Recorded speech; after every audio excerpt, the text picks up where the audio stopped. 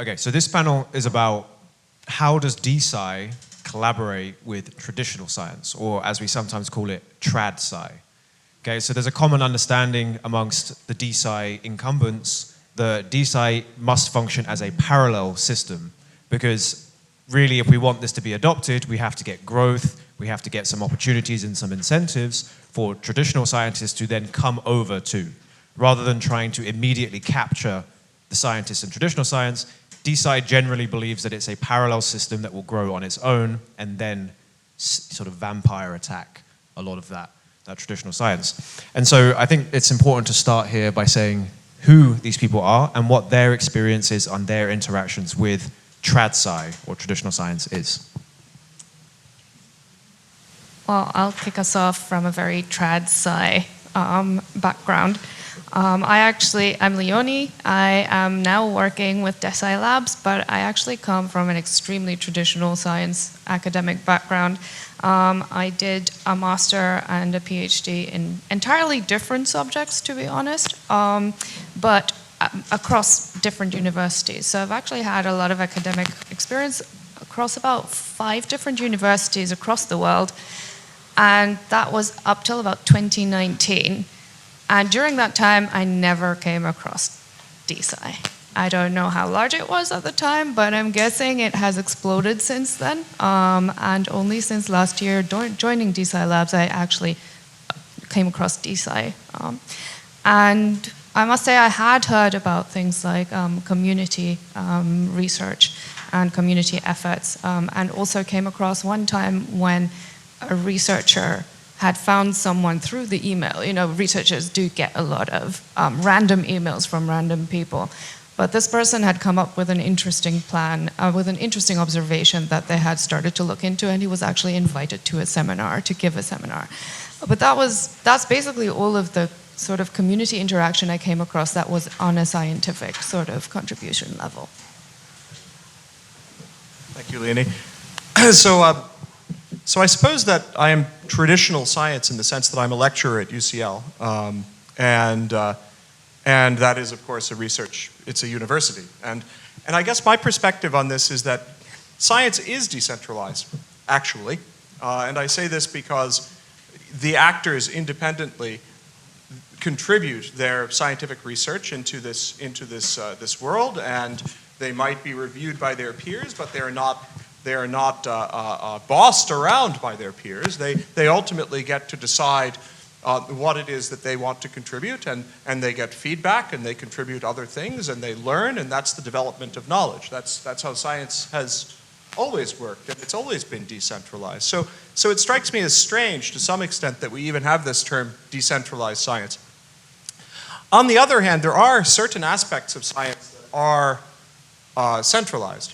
For example, in this room, we've heard about publication and journals, and we've heard about certain universities incentivizing their staff to write articles and publish them in certain journals and cite articles in certain journals, and this creates, of course, a kind of tribalism potentially, and that leads to an insularity, and in the worst case, it can lead to the shunning of interesting ideas or exploring of new spaces, principally because people are locked into silos.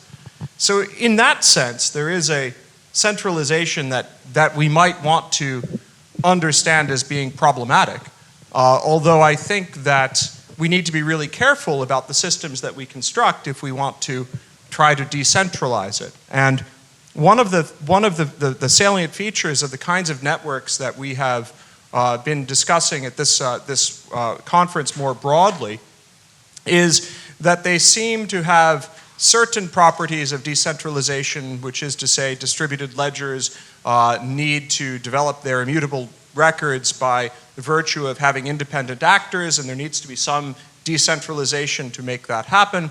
But at the same time, the fact that people are agreeing on a common truth means that there is some measure of centralization, even in the kinds of systems that we're proposing. If we're building a Tower of Babel and we're saying everyone needs to agree that this one particular truth is truth, then that could potentially be a risk for precisely the decentralization of science that we see. So I worry about the logic of arguing that we need to build centralized structures in order to achieve decentralization in something that is already decentralized. Thank you.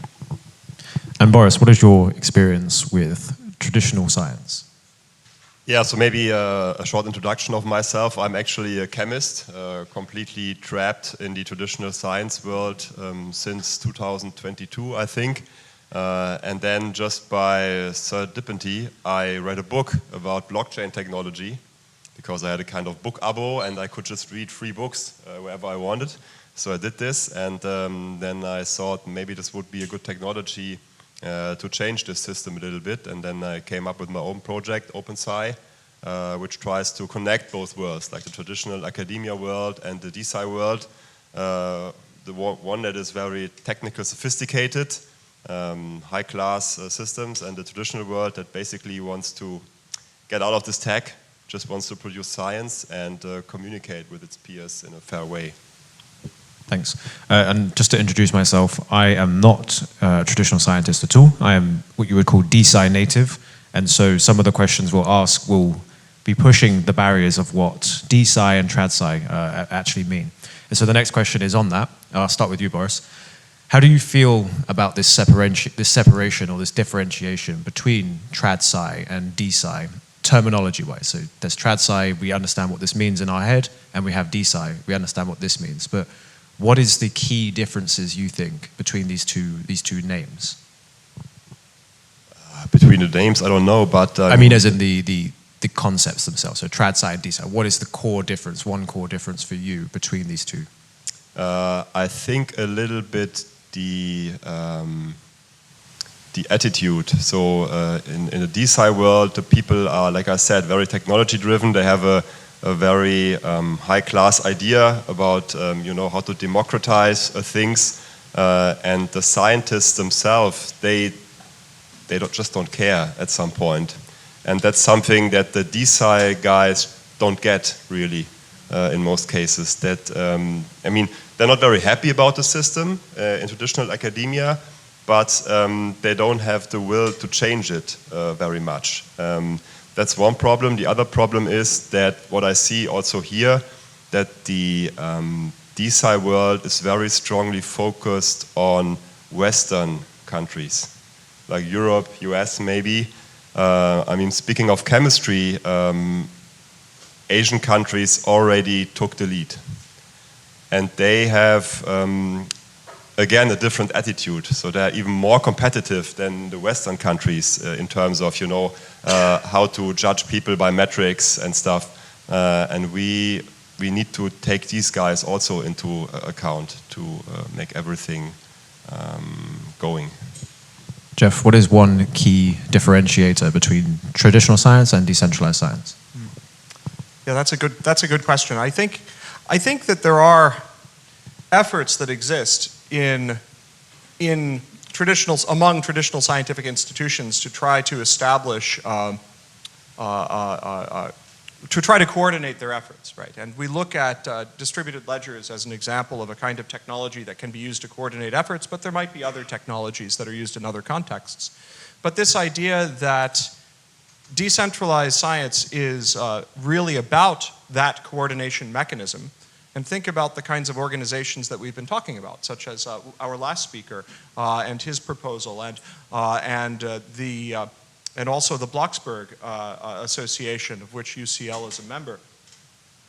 These are examples of efforts to coordinate activities and perhaps agree on truth within a silo, within a community about something. However, I think that the issue that we have around building these kinds of silos or building these kinds of agreements is that ultimately scientists really abhor authority, which is to say that the whole point of science is discovering the truth even in the face of challenges. And we would not imagine that it would be healthy for scientists to just accept some truth that some authority says happens to be true. That's just not the nature of science. So the issue here that I think we need to be really careful about is how do we make sure that we're not trying to force people into agreeing about something that they don't agree about.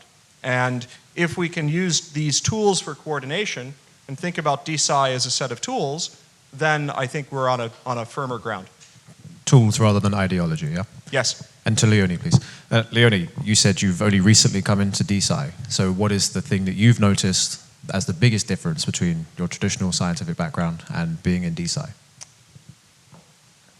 I think actually I'll follow up a little bit on the abhorring of authority, which is, I think, much more present even within the DeSci than within traditional academia.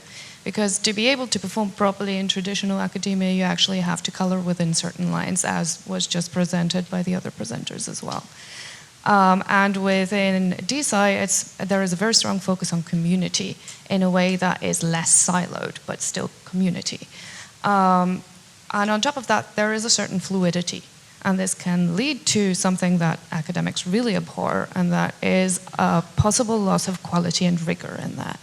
And that is not necessarily a bad thing, because I think that way it gives space to a lot of creativity and a lot of input from new ideas.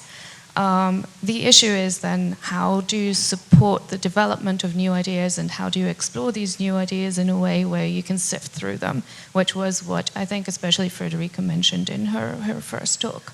How do you explore new ideas when it's not interesting to invest in new ideas because there's a big risk? So yeah, I think that's basically the biggest observation. So I have a question, but I'm going to stick with this point of quality control, because it is probably the concern that most academics have with DeSci, is if you open it up to the community, if you let the masses get involved in science, it's going to wreck science. And so let's stick with this as a concern, because a lot of people have it, in traditional science in particular. Quality control in DeSci, who wants to have a go at how we do that? So I guess thinking about what Leonie just mentioned, my first thought was, well, actually, science is about a vigorous debate. Often we don't agree, in fact, about the truth about something, and that's a good thing. And the reality is that we have evidence on one side of some issue and evidence on another side, and these different threads, these different theories or hypotheses will be fully explored. They will be fully explored by those who believe in these particular directions, or those who want to study these directions and have an interest in doing real science, which is discovering the truth within some line of inquiry.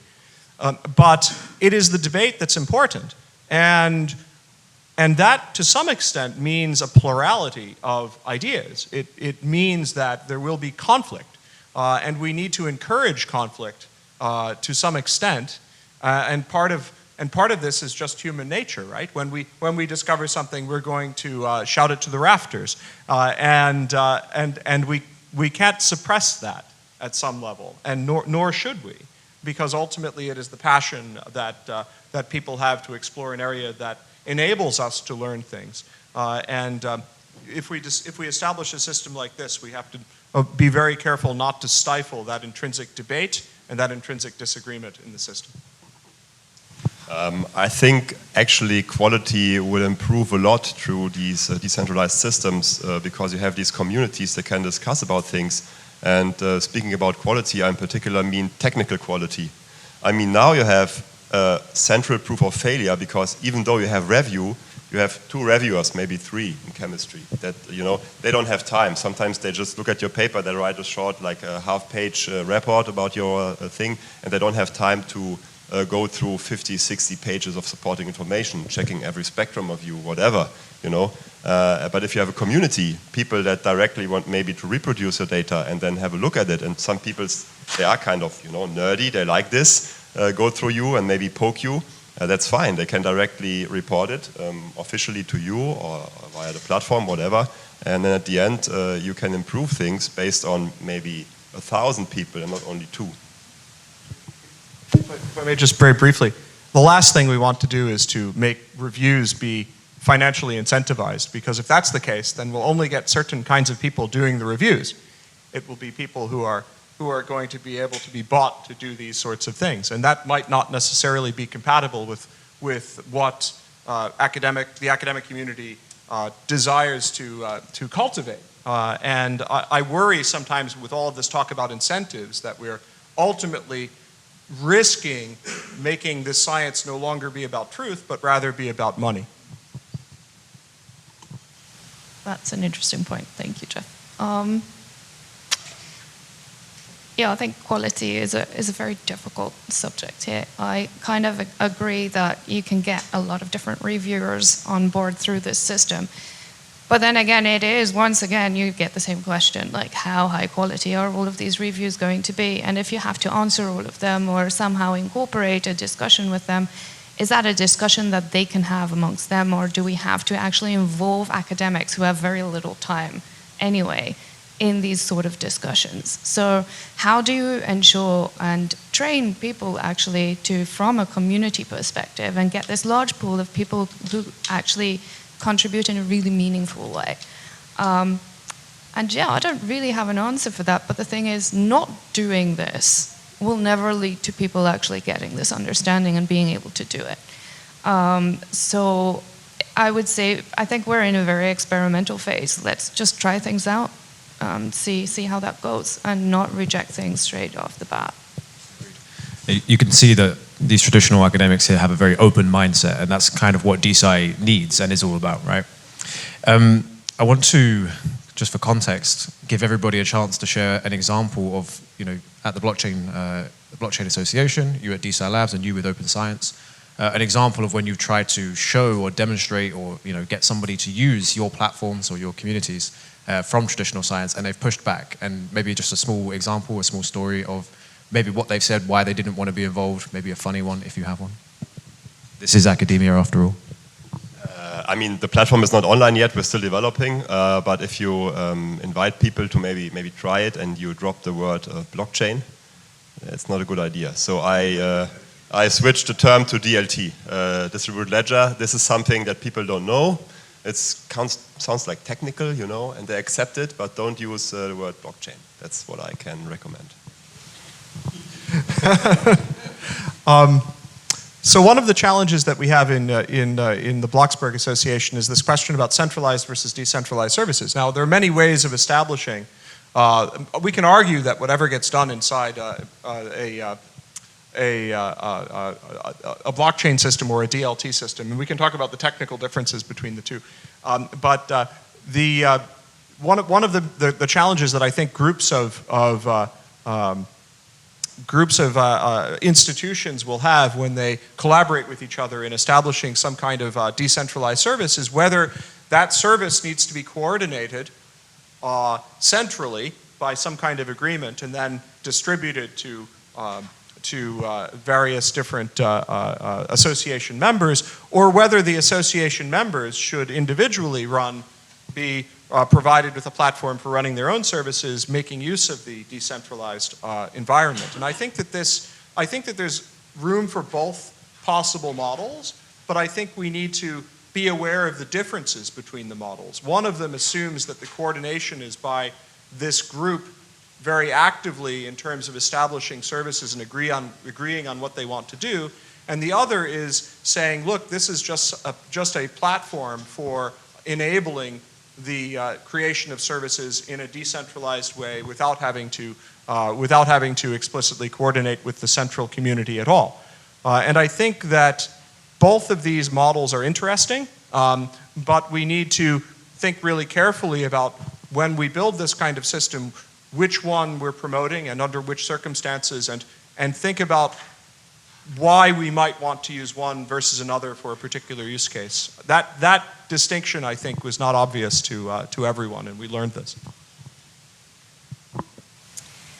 I didn't interact from the DeSci Labs space directly with people, but I have been working on projects that was basically trying to onboard scientists. And I would say, as much as we think that startups want to do things fast, I think academics want things to work right away and as fast as possible. And if you don't manage to do this, the interest wanes very, very quickly. Basically, that's what we discovered. As fast as we think startups are, you've got to be faster for academics. Yes. So, sticking on this topic of rejection of the new ideas, what does DeSci need to do to improve adoption within traditional academic circles? Start with you. I guess in this case, very much, yes, one work. make sure there are no bugs and things work smoothly. And I think what Rike mentioned as well, one of the things is to actually make it really simple and clear how things work at the same time. And of course, solve their problems. If you're not solving one of their problems, there's no reason for them to use it.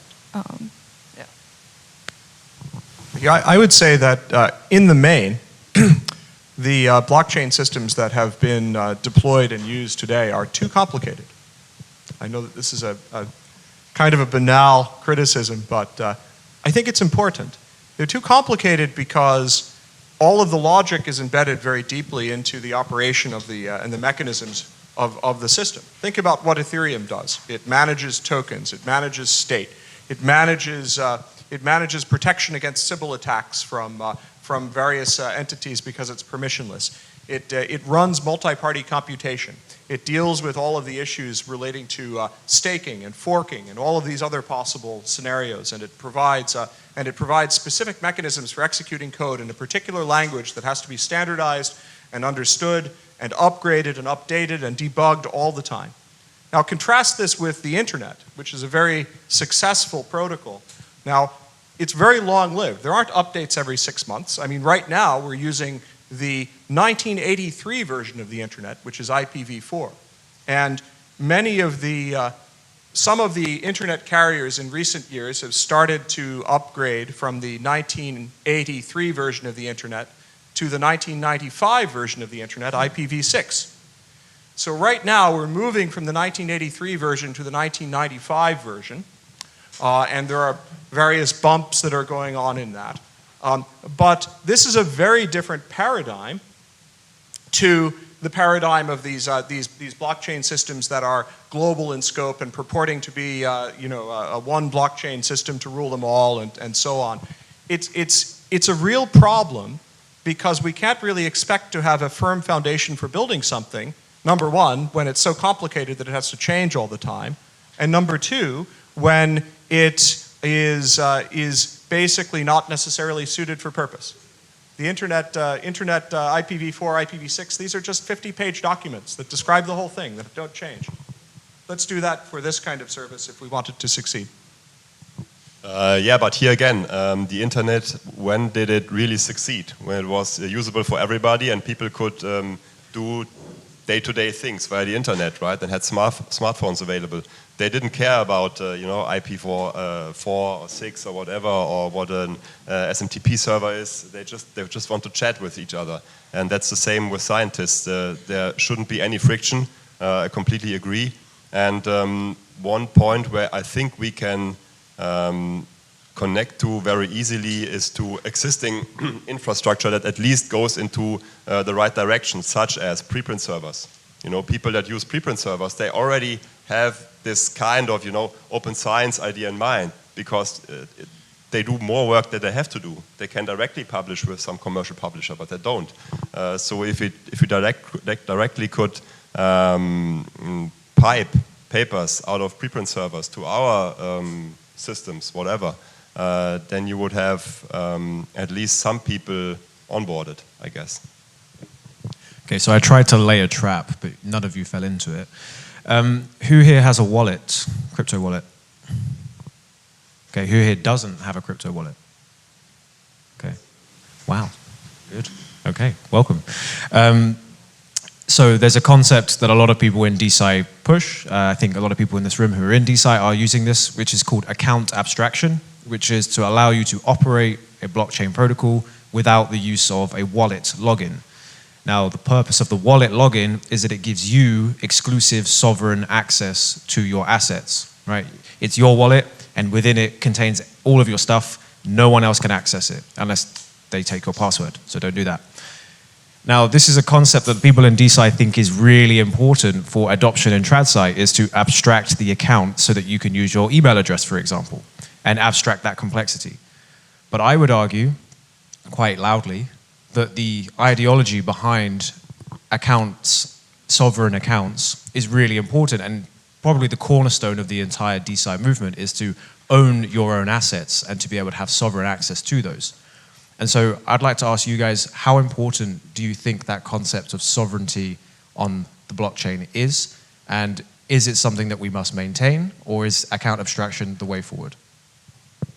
It's, I guess, a big point of friction. If you give people like a wallet with a seed phrase or whatever that they have to store somewhere, I mean, game over. But I mean, these are the smartest people in society. Surely storing a yeah, password but I mean, is not but they are. I mean, some of them are really weird. So they, you know, they write it on some piece of paper and then they throw it away, whatever, or they have it on their computer, maybe on their Google account. You know, very safe, everything. No, I promise you guys, this will never ever work if you give them these self-hosted wallets in hand. This is a and then I mean, then you have to tell them, okay, it's very cool, it's self-hosted, nobody else, you know, can connect to it and whatever, but be careful, you know, if this password is gone, nobody ever can restore it. Even you not.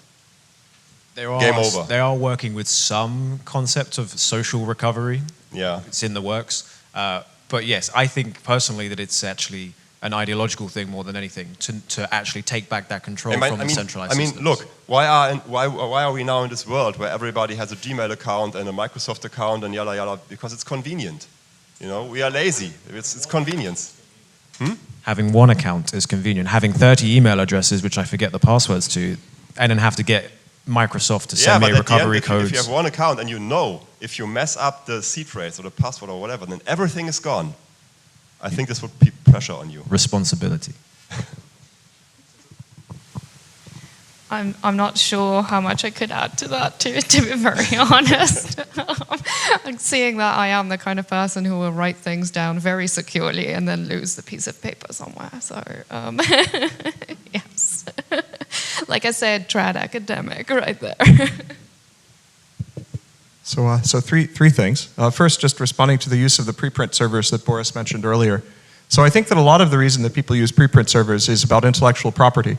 And well, to some extent, it's about it's about two things. Number one, it's about getting research out there before having to wait for some protracted process with someone else looking at it and deciding whether it's okay or not. You know, you just want to get the research out there. That's what science is about in a decentralized way. The second thing is it's about IP, because you were concerned, perhaps rightly, that some people might claim that ownership of some idea or patent it, or which is horrible, and you want to make sure that your real work is prior art that you can prove down the road. So I think there are lots of reasons for using preprint servers that exist irrespective of this. On the question about Gmail, why do people use Gmail accounts or Hotmail accounts or these kinds of things? It's not because of convenience. It's because of surveillance capitalism. It's because there is a business model that allows big companies to provide cheap services, and they do it with great subsidy because of the data harvesting revenues that they're going to receive, and because our regulators in much of the Western world anyway have failed to rein in this business model, which is ultimately parasitic on the rights of ordinary persons. So the reason that people have these kinds of tracking devices around with them and use these services which are provided at surprisingly cheap costs to them is because of surveillance capitalism, and that needs to be addressed directly. On the point of wallets versus accounts, an account by any other name is an account. Often in this decentralized finance community, we find people referring to wallets, using the term wallet to refer to something that ultimately is custodial, ultimately is behind some gatekeeper's abstraction, whether it requires a key to access it, whether it's on a decentralized system or not, but it's somewhere away. And I find that really dangerous, because in these kinds of scenarios, you've got the operators, the providers of these services, these gatekeepers are basically trying to avoid regulation, financial regulation about things like accounts, so they want to use the term wallet to make it sound like it's something different. But let's make no mistake, it's not. Now, I do believe that people want to possess and control their own digital assets. I mean, that's really the point, not only of Satoshi Nakamoto's paper. I think that the popularity of Bitcoin is not because of hatred of central banks, it's because of the desire to own your own digital assets, which goes back even further. If you go back to David Chaum in 1982, he said, we want to be able to possess and control our own digital assets and spend them like cash. I think ultimately we will need to do that, but it's going to be something very different. I agree with Boris that we can't have people expecting to keep track of passwords on cards or whatever. That will fail. However, I do believe that people will be able to store on personal devices or sometimes in the cloud with a password protection or key protection, but probably via a combination of different kinds of mechanisms, will be able to store digital assets, which is to say bits of data that they possess and control on their own terms, and transact it without necessarily requiring to go out to some gatekeeper, whether it's a centralized or decentralized entity, and ask for permission. And I do believe that that is coming, and I do believe we will see it. Preach. So we're out of time. I just want to end on one thing.